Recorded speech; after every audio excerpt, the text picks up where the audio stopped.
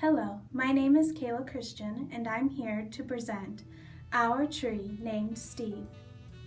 Our Tree Named Steve by Alan Zabel, illustrated by David Catrow, read by Kayla Christian.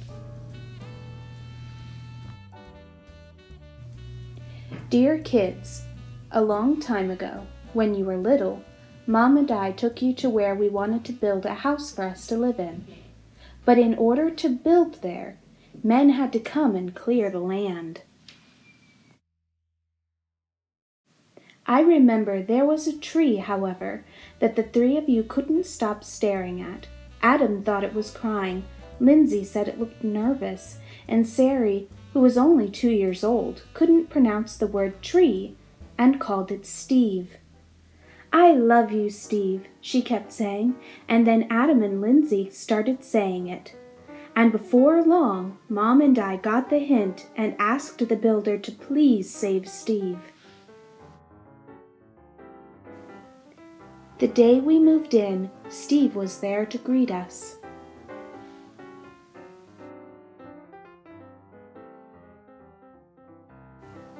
He worked his way into our lives as a swing holder, target, third base, hiding place, jump rope turner, and whenever our dryer broke down, he held our underwear with pride.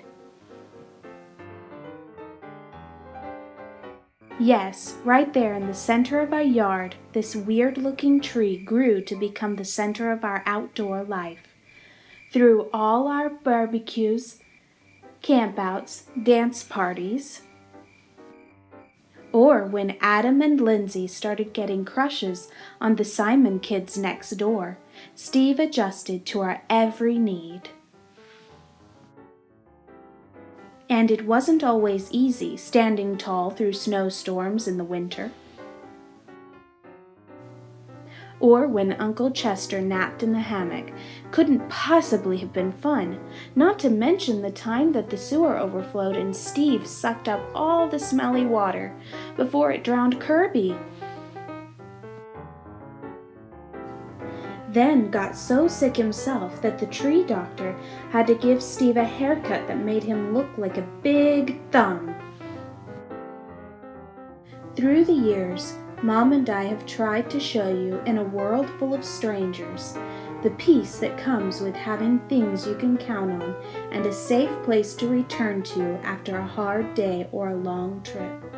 Which brings me to the point of this letter. Last week, a storm hit our area. And though we spared Steve's life a long time ago, this time we couldn't save him. Are we sad? Sure we are.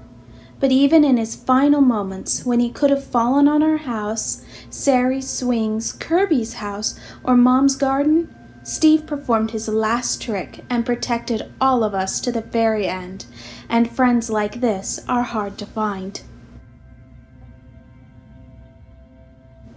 So, when you come home from Grandma's next week, Steve will not be able to greet you as he has done in the past. I'm sorry, but please know that Steve will always be with us in our hearts and in our thoughts, and in a different tree at the other end of our yard. See you next week. Love, Dad.